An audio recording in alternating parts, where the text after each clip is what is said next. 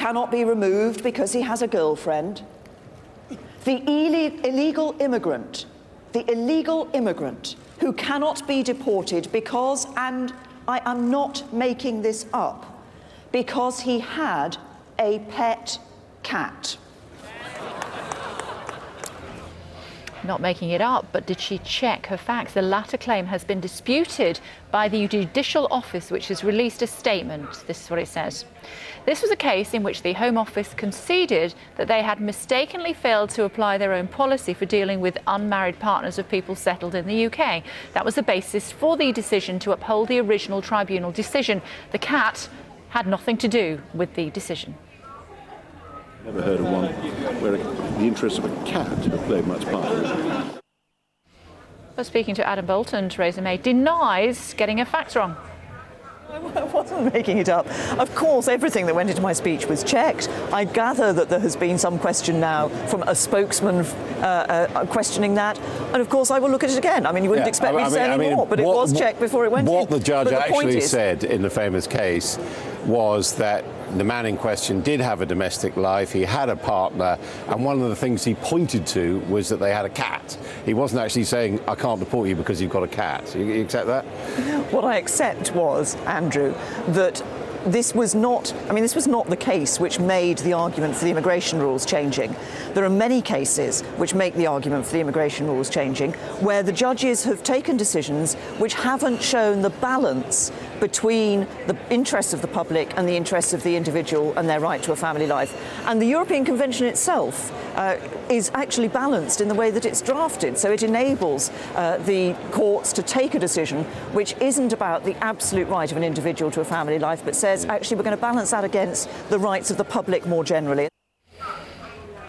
A few moments ago, the Home Secretary was asked if she still stood by her comments.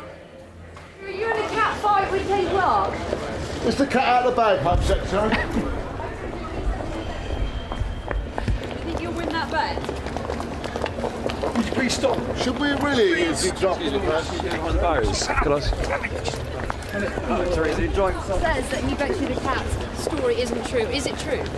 Do you stand by the story, Home Secretary? Do you regret using the cat, Home Secretary? Please say something. It's really not money, Home Secretary, do you stand by the story? Because your cabinet colleague is saying that the story's not true. He said he sat there with a Victor Meldrew face. I can't believe it. Just meow or something. The only other pun I could think of is maybe a cat that's got the cream, but she's certainly not that. Adam Bolton is with us in Manchester. What do you make of all this, Adam?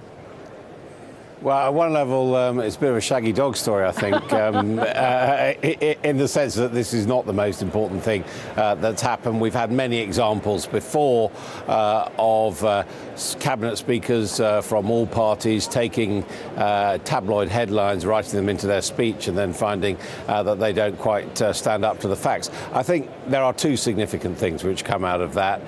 One is, obviously, it's never pretty when two cabinet colleagues are publicly arguing with each other, and Kenneth Clark clearly didn't spare the Home Secretary at all in the comments he made on her speech.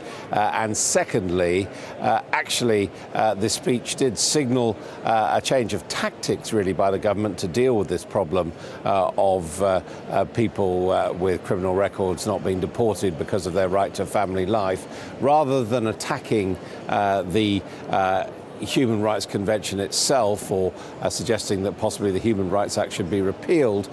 What Theresa May is now talking about is reforming the immigration law to make it clear that it can counter or should change the emphasis of the way the Human Rights Convention is ruled on by judges. Now, that won't please a lot of Conservatives who would like to see the government getting rid of it. So what is Kenneth Clark's modus operandi here? What is his reason for behaving in the way that he has towards the Home Secretary? Is he cross, particularly about her view and indeed the Prime Minister's view on the Human Rights Act, or do they just not get on?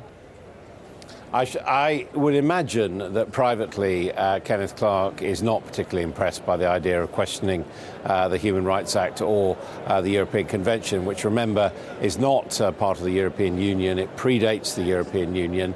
and really was established to try and establish a framework of rights in Europe after the Second World War. But he's a man now who in his 70s doesn't really care that much. He will say what he thinks.